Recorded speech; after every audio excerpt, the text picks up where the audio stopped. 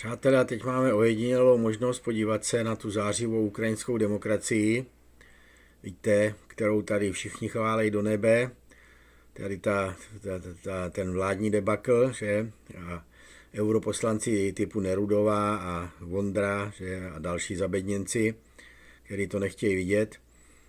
Tak podívejte se, nedávno byl zavražděn na Ukrajině ve Lvově, myslím, Andrej Parubij, což byl člověk, který hrál klíčovou roli převratu v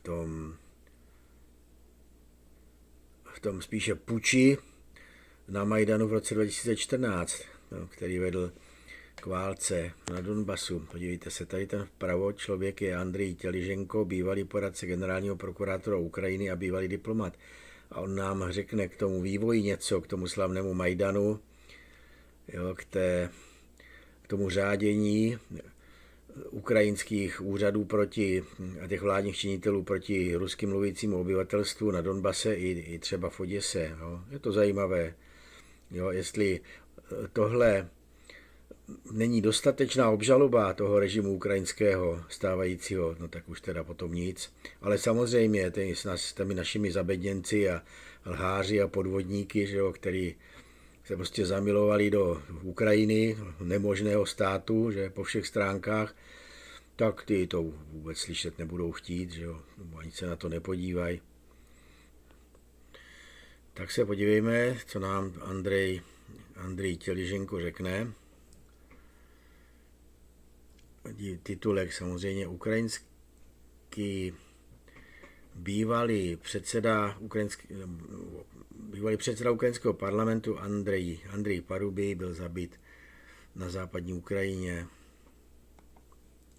Yes, unfortunately I knew Parubij personally from the riots in Kiev, which not just he being coordinated with the battalions on Maidan, but he was the one coordinating with Pashinsky and Turchinov and Yatsenyuk, the shootings of the rioters on Maidan. That's his first act of violence against basically the people of Ukraine. The second one, that when I was advisor to the first deputy prime minister of Ukraine, we came in to investigate the terrorist act that was done in Odessa in the trade unions building, which we oversaw the law enforcement and intelligence from our positions, but Parubij with Turchinov came in and basically moved us aside and closed down the case, and together with Avakov. So that's basically his direct involvement, not just in sabotaging and killing people in Odessa, but also closing the case directly. Parubij was the one who ordered and supported the provocation or the civil war in Donbass during the cabinet of ministers meetings. He was the most aggressive speaker about killing and shelling the people of Donbass in any way matter.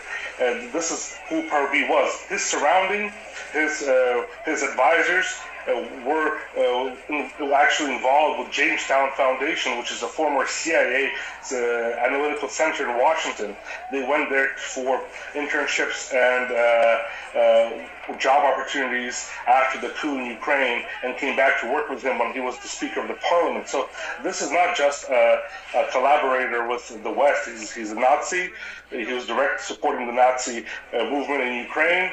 He was part of a party called the Front, which part of Yatsenyuk, Avakov, and that crowd, and Pashinsky, which are also very aggressive, liberal in their political views, but very aggressive in their actions.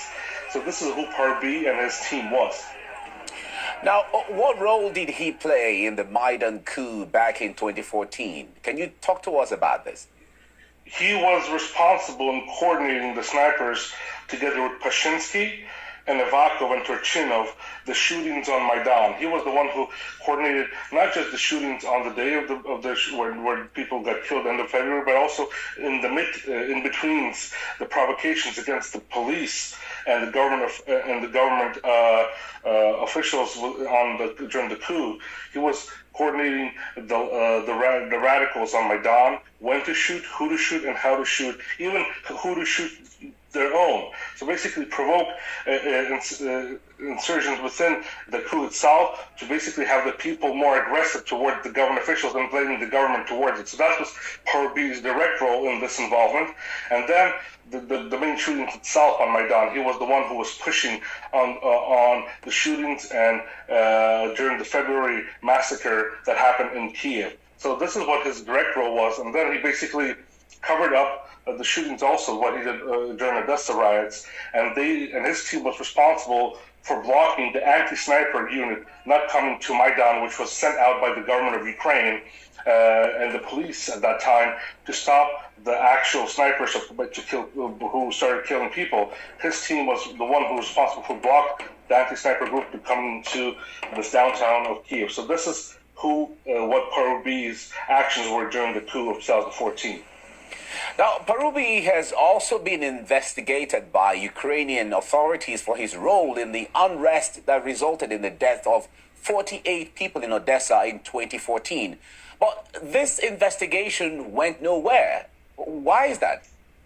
He was the one who closed down this investigation himself because, as I was saying, when I was the advisor to the first deputy prime minister of Ukraine after the coup, during the period of time when the Odessa terrorist attack happened, and we came there as our position was responsible for overseeing the law enforcement of Ukraine at that time, came to investigate what happened in Odessa.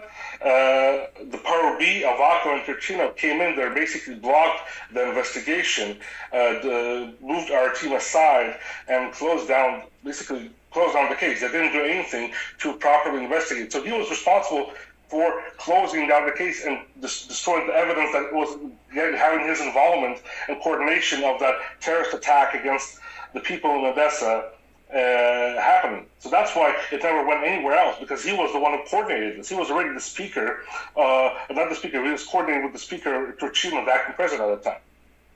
Now, back in 2014 and in the following years, Parubiy openly advocated for the violent suppression of the Donbass. What is known about this legacy and his legacy in this matter? It's not a legacy, it's a direct coordination. Him and his team was working directly with the Jamestown Foundation. It's a former CIA center think tank in Washington, D.C., which had his advisors, Parubiy's advisors, have an internship there, and then coming back to Ukraine to work for him when he was in government office. And during the cabinet of ministers meetings, which I was present, Parubiy directly ordered the shelling and the mass shelling of people of Donbass.